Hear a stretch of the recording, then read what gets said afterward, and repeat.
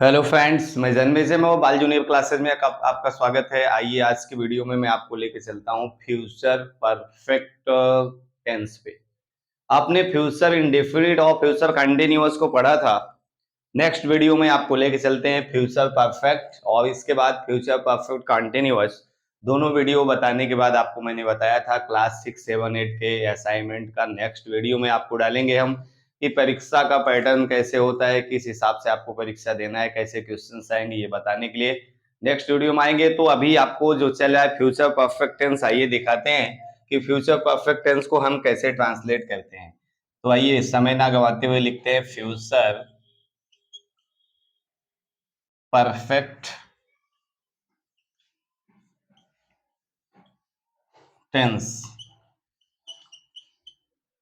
Future perfect tense तो इसकी देख लेंगे। सबसे पहले सारे टेंस में एक ही प्रकार का नियम है कि सब में नियम, इसका पहचान और इसकी जो है स्ट्रक्चर। तो पहचान में आपको क्या देखना है कि इसकी पहचान रहेगा चुका होगा। हिंदी वाक्य में आएगा चुका होगा, चुकी होगी, चुके होंगे। ये आपको जानना होगा, चुका होगा, चुकी होगी, चुके होंगे, ये आएगा। इसके बाद दूसरी चीज आपको जो इसमें जानना है, इसका नियम एक उदाहरण देख लेंगे। जैसे वह पत्र लिख चुका होगा। अब आपको इसका नियम समझना है कि इस टेंस में नियम क्या है। तो नियम में आपको देखेंगे, पहला हमारा जो नियम होगा, ही, सी, इट, नेम, यू, दे। इनके साथ जो हेल्पिंग वर्ब्स हम प्रयोग करेंगे वो हमेशा हम करेंगे विल हैव। और दूसरा नियम नंबर 2 में आप देख लेंगे, दूसरा है कि आई और वी, इनके साथ जो हम हेल्पिंग वर्ब प्रयोग करेंगे वो रहेगा शैल हैव। विल हैव और शैल हैव। तो गाइस आप समझ गए होंगे, विल हैव, शैल हैव इसकी सहायक क्रिया है। हिंदी वाक्य के अंत में चुका होगा, चुकी होगी, चुके होंगे आएगा। स्ट्रक्चर देख लेते हैं इसका। ये 3-4 चीजें आपको केवल शॉर्ट में जानना जरूरी है, बाकी आप टेंस के बारे में बहुत आसानी से जान जाएंगे। तो सबसे पहले मुझे सब्जेक्ट लिखना है प्लस विल हैव अथवा शैल हैव प्लस वर्ब का थर्ड फॉर्म लगाना है प्लस ऑब्जेक्ट लिखने हैं। ये परफेक्ट टेंस है। जितने भी परफेक्ट होते हैं, चाहे प्रेजेंट हो, चाहे पास्ट हो या फ्यूचर का ही हो, हमेशा उसमें क्रिया का तीसरा रूप यानी थर्ड फॉर्म लगता है। तो आइए इस हिसाब से इसका देख लेते हैं। वह पत्र लिख चुका होगा। तो सबसे पहले यहां हमको ट्रांसलेट करना है, पहले सब्जेक्ट लिखना है। तो वह की अंग्रेजी मुझे मिल गया क्या, ही। इसके बाद विल हैव, शैल हैव में लगाना है। तो ही के साथ मैंने क्या लिखाया है, will have, he will have. इसके तुरंत बाद विल हैव अथवा शैल हैव में एक लगाया, फिर वर्ब का थर्ड फॉर्म मिला। तो लिखना का अंग्रेजी होता है राइट, उसका थर्ड फॉर्म हो गया written. He will have written क्या, पत्र का लेटर। ये आपका फ्यूचर परफेक्ट में हो गया। सहायक क्रिया विल हैव, शैल हैव लगाएंगे, वर्ब का थर्ड फॉर्म लगाएंगे। सब वही लॉजिक है, सहायक क्रिया के साथ और थर्ड फॉर्म के साथ। इसका अगर आपको निगेटिव बनाना है तो लिख देंगे he will not have written letter. ये बन गया आपका। ये आपका निगेटिव है। इंट्रोगेटिव भी बनाना बहुत ही आसान है, सारे टेंस में आप पढ़ते चले आए हैं। ये प्लेस आप चेंज करेंगे तो इसका हो जाएगा विल ही इसके बाद हैव लगाएंगे, और निगेटिव होता तो यहां नॉट लगने का, विल ही नॉट हैव ऐसा लगता, will he have written letter, question word. और इंट्रोगेटिव का ये जो बना है इसका हो जाएगा क्या वह पत्र लिख चुका होगा। अगला बनेगा वह पत्र कब लिख चुका होगा। यहाँ कब आ गया, मतलब इसके 4 सेंटेंस जो अलग अलग बनते हैं, मैं एक में ही सभी टेंस में 2-3 टेंस से लगातार बता रहा हूं कि एक में ही 4 बना के इसका ट्रांसलेशन का तरीका पहले का ही है। समय कम होता मतलब इसमें समय की बचत आपकी हो जाएगी, आप कम ही समय में समझ जाएंगे। तो कब शब्द बीच में है उसके अंग्रेजी पहले लिख देंगे व्हेन, तुरंत आपको सहायक क्रिया लगाना है विल। आप देखते रहेंगे व्हेन विल, सब्जेक्ट लिखेंगे तब हैव लगाएंगे, व्हेन विल ही हैव। अब निगेटिव होता है तो when will he not have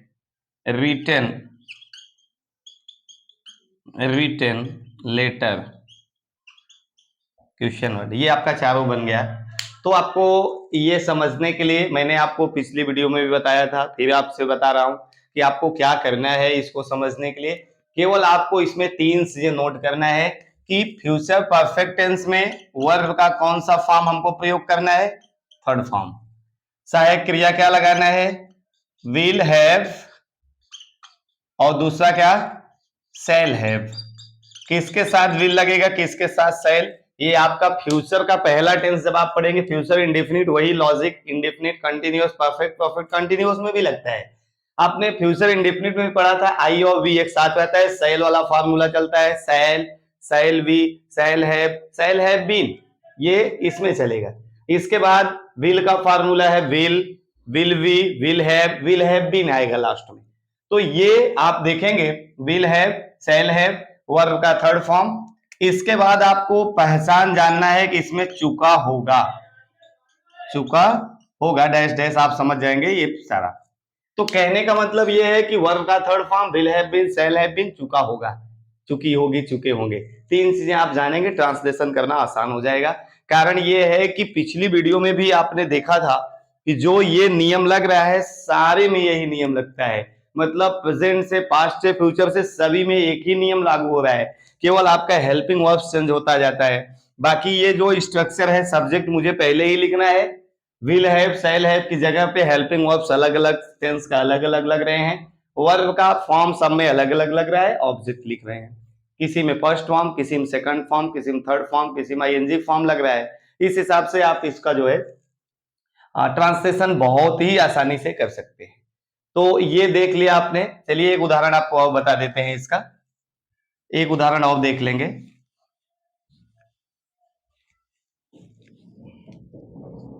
दूसरा उदाहरण लिख लेंगे, वे कल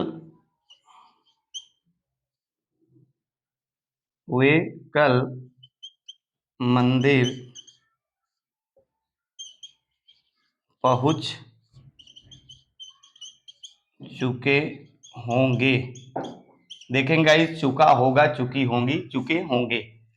अब इसमें आपको क्या करना है, वे की अंग्रेजी पहले मुझे लिखना है दे के साथ क्या लगेगा, विल हैव वाला फार्मूला ऊपर अभी लिखा गया है, दे विल हैव, पहुंचना का रीच होता है तो उसका रीच्ड लगा देंगे, दे विल हैव रीच्ड, मंदिर का क्या, temple, they will have reached temple, ये आ गया, they will have reached temple. अभी एक चीज बचा है कल।